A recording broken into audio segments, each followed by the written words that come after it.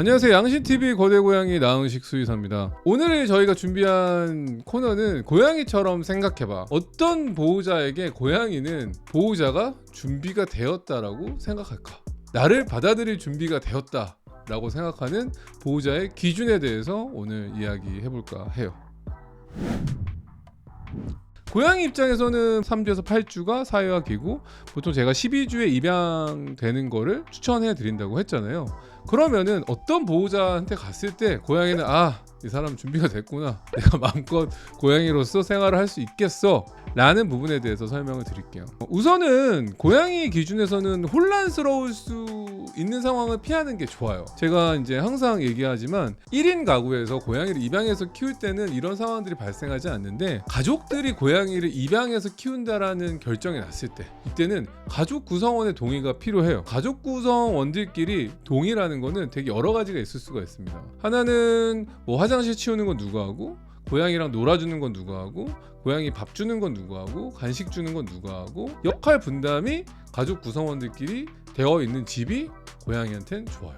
왜냐면 그렇지 않으면 한 명이 계속 다 한다던가, 아니면 교육 같은 거를 할 때도 뭐 누구는 되고 누구는 안 되고 되게 혼란스러울 수 있는 거죠. 뭐 이름만 하더라도 누구는 뭐 미미라고 부르고 누구는 미미야라고 부르고, 누구는 간식을 교육할 때만 줘야 되는데 교육 안 해도 이쁘다고 주고, 이런 상황들이 오면은 고양이는 되게 혼란스러울 수밖에 없다. 고양이 입장에서 준비가 된 보호자, 집사들의 기준에서 첫 번째는 어떠한 규칙이 정해져 있을 필요가 있다. 특히 가족 구성원들이 여러 명 있을 때는 이러한 규칙이 정해져 있어야 됩니다.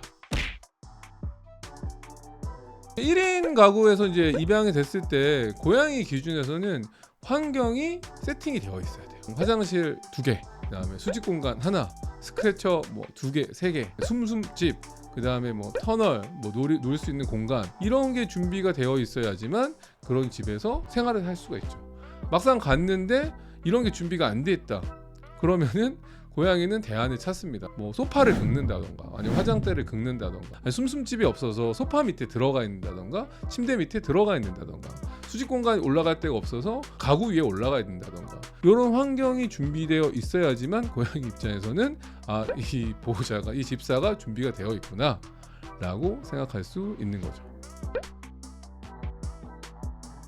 고양이를 강아지하고 동일시하게 생각을 해서 고양이를 입양하시는 경우가 있는데, 그런 경우에는 고양이 입장에서는 준비가 안 됐다고 생각을 해요. 가장 큰 예는, 고양이는 영역동물인데 강아지처럼 산책을 시키려고 자꾸 노력을 한다던가, 그런 산책을 시킬 거면 강아지를 입양하는 게 맞거든요.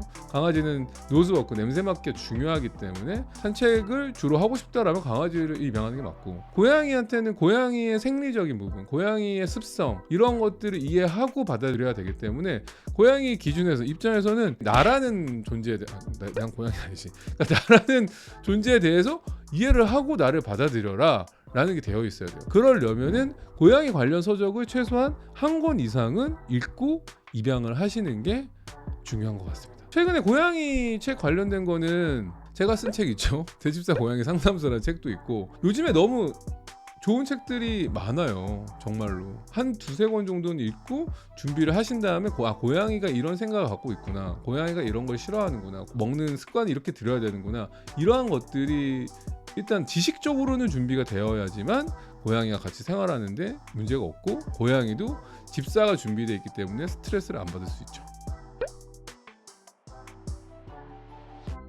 그리고 또 준비해야 될 거는 양육비. 사람도 양육비 들잖아요. 양육비 드는 것처럼 고양이와 생활하는 거 육묘비라는 게 들어요. 게다가 고양이 보호자님들, 집사님들은 고양이를 너무너무 사랑하기 때문에 고양이한테 돈 쓰는 걸 아까워하지 않습니다. 사람의 경우 양육비가 뭐 성년 될 때까지 한 3억 든다고 하잖아요. 근데 고양이의 경우에는 평균 1년에 144만 원 정도 들고, 15년 산다고 했을 때 2천만 원 뭐 초중반 이 정도 발생을 한다고 해요. 근데 이거는 평균값이고 더 들겠죠. 보통 한 마리 고양이를 입양해서 생활하는 데는 아마 이거보다 훨씬 많이 들 겁니다. 초기 세팅 비용, 뭐 캣폴이라던가 고양이 가구 사는 거 뭐 몇 개 사면은 훌쩍 50만 원에서 100만 원 왔다 갔다 하죠. 숨숨집 사야 되죠, 스크래처 사야 되죠, 물그릇 사야 되죠, 밥그릇 사야 되죠. 초기 세팅 비용만 제 생각에는 몇백만 원 들지 않나 싶어요, 개인적으로.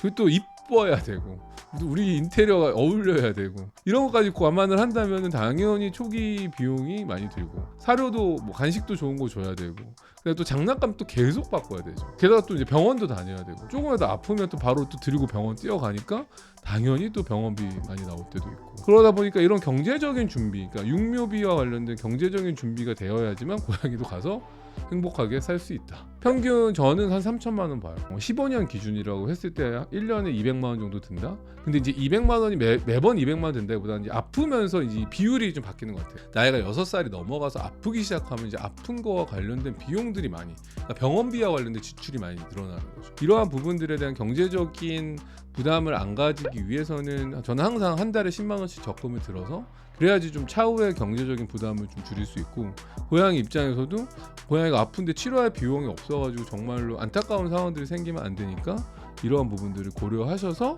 저는 입양을 할 필요가 있지 않을까. 고양이는 기본적으로 표현을 잘 안 해요. 그렇기 때문에 환경이 좀 안 좋거나 상황이 안 좋거나 스트레스 받는 것들이 있다고 하더라도 그런 것들을 마음에 꾹꾹꾹 참아 놓는 경우가 있습니다. 물론 성깔이 있는 애들은 바로 즉각적인 대응을 하겠죠. 그래도 고양이는 기본적으로 마음이 아프든 신체적인 게 아파도 표현을 안 하는 성향이 있기 때문에 이러한 것들이 쌓이다 보면 나중에 큰 문제가 생겨서 좀 병을 키워서 간다던가 질환을 키워서 가는 경우가 좀 많아요. 그렇기 때문에 제가 오늘 말씀드린 거 고양이 입양 전에 고양이가 생활하기 전에 준비를 하셔서 고양이가 충분히 마음이나 몸이 아프지 않게끔 준비를 해주시는 게 좋지 않을까 싶네요.